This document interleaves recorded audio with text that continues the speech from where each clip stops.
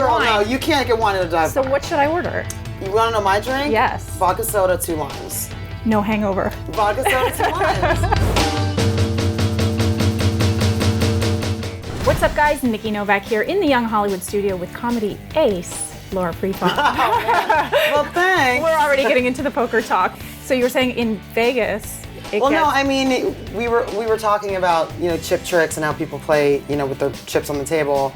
And basically, one of the things is if you're at a poker table and you see someone do like a crazy trick with their chips, immediately you're like, oh my God, they know how to play. Are you a trickster? Are you good Well, at it? when I'm like with my friends who they know I know how to play, I'll do whatever because it kind of keeps your hands busy at the table while you're waiting for a good hand. But when I play at a casino, I don't usually do chip tricks because I want people to think I don't know how to play. So you just toss your So hand you around kind of, and go, yeah, do a little like, do we get share 5 cards? Yeah, exactly. Oh my God. In my case, it would be real though. Right, no, but it's easy to, I mean, it's easy to learn, but it's just like, you really just get better with experience and going through some of the worst bad beats you'll ever experience at poker What's it table. called, bad beats? A bad beat is when like you have the best hand basically, and someone stays in the hand that should not have stayed in the hand, and they end up getting lucky and beating you. Right. When Because they keep betting. Yeah, when you're doing all the correct things that you should be doing, or you make a really great play, and they stay in, and then at the end they get lucky and they win, it's called a bad beat because it's like, oh my God. And everybody gets bad beats constantly. So we used to charge our friends, if you want to tell me a bad beat, you got to give me $5.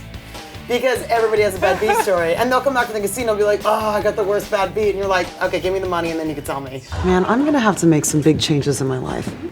Are you gonna quit drinking? Yeah. Right after I quit dry humping. So first of all, how did you end up playing the role of Chelsea Handler? Right. Because you could take that a couple of ways, I would think. If she calls you and says, look, it's based on my life. Right. I used to be a bit of a wild child. Right. And I'm thinking of you. Yeah, and it's weird because we're both from Jersey, we're both from big families, and people say that we do look like we can totally be sisters when they hang out with us. But basically, it's just they thought it would be great for it. And it just kind of miraculously happened, and it happened pretty fast. It was kind of like a sure thing. Like when you saw it, and when you saw us together, you were just like, it just works. It's one of those things you couldn't really... Well, it's getting a lot of buzz. Yeah, a ton of buzz. And because people love, I mean, she's great, and she's like so open and brash, and like people either love her or they hate her, and a lot of people love her. And because you have to appreciate that someone is so open about these experiences that they've gone through. And she's also playing her sister, who is the antithesis of her. Totally. So to see her play that, and she's kind of tongue-in-cheek about the whole thing. Oh, she's looking more and more like me. That's because she's passed out and drooling. Whenever there's a show taking place in a bar, right, people want to watch it. Well, here's the thing, totally. And here's the other thing. When I go with my friends, I don't go to a club, I don't do any of that stuff. I go to dive bars, okay? So for me, I want to watch a show that takes place in a neighborhood bar, which is where we take place. We're like an updated Cheers, kind of. Right. So since you said you love neighborhood bars, what's the drink of choice? Because whenever I go to a dive bar, I'm a wine girl. You cannot order wine. No, you can't get wine at a dive bar. So what should I order? You want to know my drink? Yes. Vodka soda, 2 limes.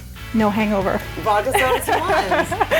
And if you have a trainer who's like, trying to kick your ass every day, he won't get mad at you because you're like, it has the least amount of calories. Right. I mean, you kind of cancel it out when you order chicken wings and fries. But True. But if you really want to kind of keep it together, vodka soda, 2 limes. That's what I do not play poker. Okay. So I would love some tips.